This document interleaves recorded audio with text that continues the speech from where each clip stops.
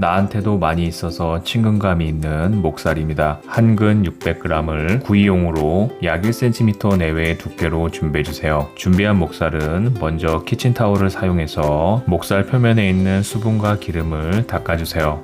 이제 목살을 칼끝으로 두들겨주세요. 자칫 질길 수 있는 살코기 부분과 뭉쳐있는 지방 부분의 조직을 끊어서 부드럽게 만들어주시고요. 앞뒷면 모두를 두들겨주세요. 어느 정도 두들긴 후에는 먹기 좋게 사방 4에서 5cm 정도의 크기로 썰어주세요. 먹기 좋은 크기의 기준은 세상의 중심인 나에 맞춰서 내 입이 작으면 작게, 입이 크면 조금 크게 썰어주세요. 목살의 밑가늘에서 잡내를 제거해주세요. 맛술 2스푼을 넣어주시고요. 현실에서 그런 경우는 없겠지만 먹고 남은 소주가 있다면 맛술 대신 넣어주시고요. 탁월한 잡내 사냥꾼 후춧가루를 4꼬집 정도만 넣어주세요. 약간의 간을 더하기 위해 소금은 2꼬집 정도만 넣어주시고요. 여기에 생강즙을 1스푼만 넣어주세요. 생강이 없어서 생강즙 때문에 생각하지 마시고 생강이 없으면 생강즙을 생략하셔도 좋습니다. 조물조물 버무려서 약 15분에서 20분 정도 낮잠을 재워주세요.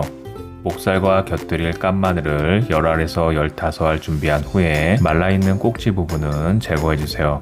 매콤함으로 느끼함을 덜어줄 청양고추와 먹음직스러운 색감으로 식욕을 돋궈줄 홍고추를 각 1개씩 준비한 후에 약 0.5cm 정도의 두께로 송송 썰어주세요. 지금부터는 양념장을 만들어주세요. 양념장을 만들 때면 언제나 앞장서는 든든한 양조간장을 3스푼 넣어주시고요.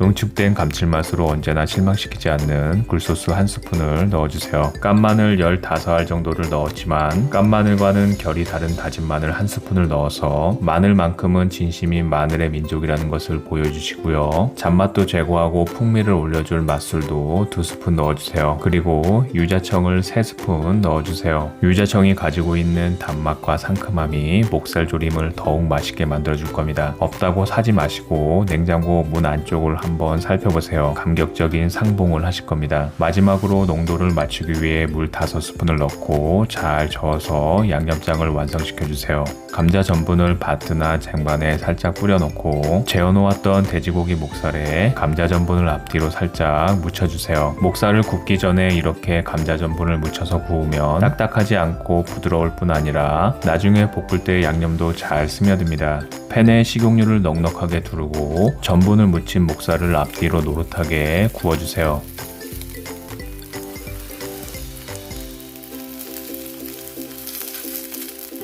노릇하게 붙여진 목살은 키친타올 위에 올려서 기름을 좀 빼주세요. 남아있는 목살도 같은 방법으로 구워주시고요. 중간중간 준비해놨던 깐마늘을 넣고 같이 노릇하게 구워주세요. 목살을 다 구웠으면 만들어 놓았던 양념장을 웍에 부어서 끓여주세요. 양념장이 바글바글 거품을 내면서 끓어오르면 구워놓았던 목살과 마늘을 넣고 조리듯이 볶아주세요. 이때 불세기는 강불로 조절해 주시고요. 바닥에 양념이 흐르지 않을 정도로 졸여졌을 때 송송 썰어 놓았던 청양고추와 홍고추를 넣고 살짝만 섞어서 버무려준 후에 타지 않도록 바로 불을 꺼주세요. 고소한 향을 더하기 위해 참기름을 넣어주세요. 많이 넣으면 느끼해서 다 된 목살 조림에 참기름 뿌리기가 되니까 1 작은 스푼만 넣어주세요. 참기름에 어머니 통깨도 1스푼 넣고 골고루 잘 섞어서 버무려 주시면 유자청이 들어가 더욱 맛있는 목살 조림이 완성됩니다.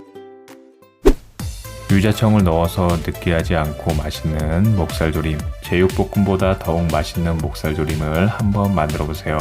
짭조름하면서도 달달한 양념이 젓가락을 쉬지 않게 만듭니다. 맛있는 목살 조림으로 행복하고 좋은 시간 만드시고요. 그럼 시청해주셔서 감사합니다.